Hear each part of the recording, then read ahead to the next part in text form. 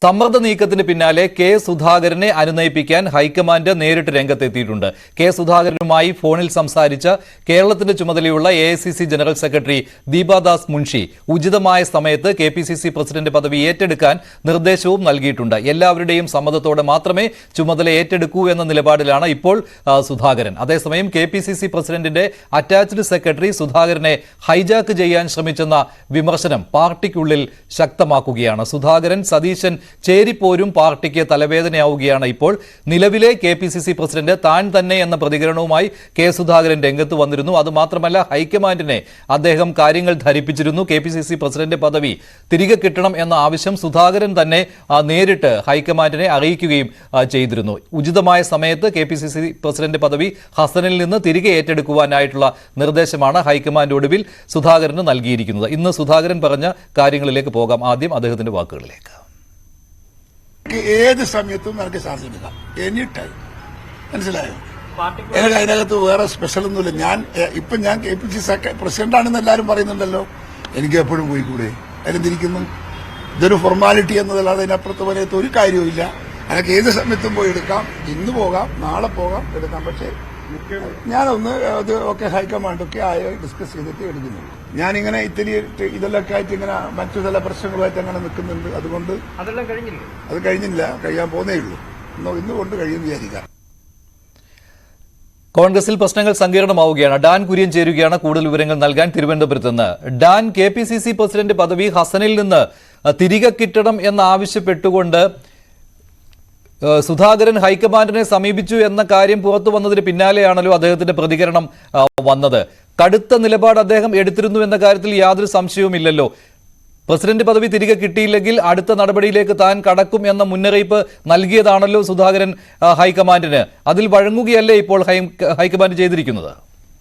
പക്ഷേ കണ്ണൂരിൽ തന്റെ സമ്മതമില്ലാതെയാണ് സുധാകരനെ സ്ഥാനാർത്ഥിയാക്കുന്ന സാഹചര്യമുണ്ടായത്. അത്തരത്തിൽ സുധാകരനെ സ്ഥാനാർത്ഥിയാക്കിയത് തന്നെ KPCC അധ്യക്ഷ സ്ഥാനത്ത് നിന്ന് അദ്ദേഹത്തെ മാറ്റുന്നതിന് വേണ്ടിയിട്ടുള്ള ഗൂഢാലോചനയുടെ ഭാഗമായിട്ടാണ് എന്ന തരത്തിലുള്ള അഭ്യൂഹങ്ങളൊക്കെ ആദ്യഘട്ടം മുതൽ തന്നെ നിലനിന്നിരുന്നു. അതിനിടയിലാണ് തെരഞ്ഞെടുപ്പ് നടപടികൾ പൂർത്തിയായി 26-ാം തീയതി അത് അവസാനിച്ച ശേഷവും കെ സുധാകരന് ചുമതല കൈമാറാൻ വൈകുന്ന ഒരു സാഹചര്യമുണ്ടായത്. അതിനിടയിലാണ് കഴിഞ്ഞ ദിവസം KPCCയുടെ നേതൃയോഗം നടന്നത്. പക്ഷേ ആ നേതൃയോഗത്തിൽ KPCC അധ്യക്ഷ സ്ഥാനത്തേക്ക് തിരികെ എത്താനാകുമെന്ന പ്രതീക്ഷയിലാണ് സുധാകരൻ തിരുവനന്തപുരത്തെ ഇന്ദിരാഭവനിലേക്ക് എത്തിയത്. പക്ഷേ അന്ന് അദ്ദേഹത്തിന് ചുമതല കൈമാറിയില്ല. മാത്രമല്ല, അന്നത്തെ യോഗത്തിന്റെ അജണ്ടയിൽ ആ വിഷയമില്ല എന്ന നിലപാടാണ് നേതൃത്വം സ്വീകരിച്ചത്. അതോടെയാണ് സുധാകരൻ കടുത്ത നിലപാടിലേക്ക് നീങ്ങിയത്. തുടർന്നാണ് 3 ദിവസത്തിനകം തനിക്ക് പദവി തിരികെ നൽകണം, അല്ലെങ്കിൽ കടുത്ത നിലപാട് തന്റെ ഭാഗത്തുനിന്നുണ്ടാകുമെന്ന സമ്മർദ്ദ നീക്കം കെ സുധാകരൻ ഹൈക്കമാൻഡ് നേതൃത്വത്തെ അറിയിച്ചത്. അതിന് പിന്നാലെയാണ് കേരളത്തിന്റെ ചുമതലയുള്ള AICC സെക്രട്ടറി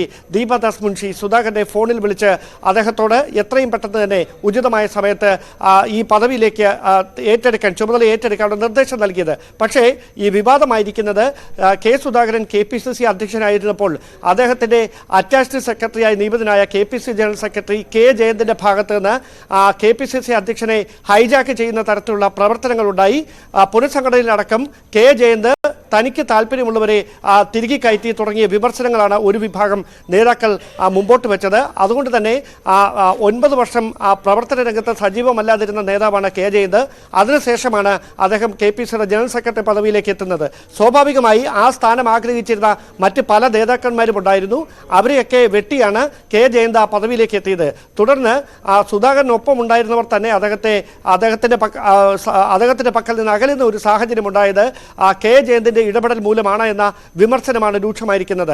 ഇതടക്കമുള്ള കാര്യങ്ങൾ ചൂണ്ടിക്കാണിച്ചുകൊണ്ടാണ് കെ സുധാകരനെ KPCC അധ്യക്ഷ സ്ഥാനത്ത് നിന്ന് മാറ്റണമെന്ന നിലപാട് കടുപ്പിച്ച് ഒരു വിഭാഗം നേതാക്കൾ രംഗത്തെത്തുന്ന സാഹചര്യമുണ്ടായത്. എന്തായാലും നിലവിൽ ഈ വിമർശനങ്ങൾ രൂക്ഷമായ പശ്ചാത്തലത്തിൽ ഹൈക്കമാൻഡിന്റെ ഭാഗത്തുനിന്ന് കൃത്യമായൊരു ഇടപെടൽ ഉണ്ടാകുമെന്ന് തന്നെയാണ് സൂചന.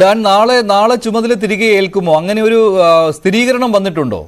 അദ്ദേഹം ദീപാദാസ് മുൻഷിയെ അറിയിച്ചിരിക്കുന്നത് എല്ലാ നേതാക്കളുടെയും അഭിപ്രായ ഐക്യത്തോടെ മാത്രമേ താൻ KPCC അധ്യക്ഷ സ്ഥാനത്തിന്റെ ചുമതല ഏറ്റെടുക്കുകയുള്ളൂ എന്നാണ്. അങ്ങനെ ഒരു ഐക്യമില്ലല്ലോ. ഇപ്പോൾ KPCC പ്രസിഡന്റ് പദവി സുധാകരന് തിരികെ കൊടുക്കണം എന്നുള്ള ഒരു ഏകാഭിപ്രായം പാർട്ടിയിൽ ഇല്ലല്ലോ.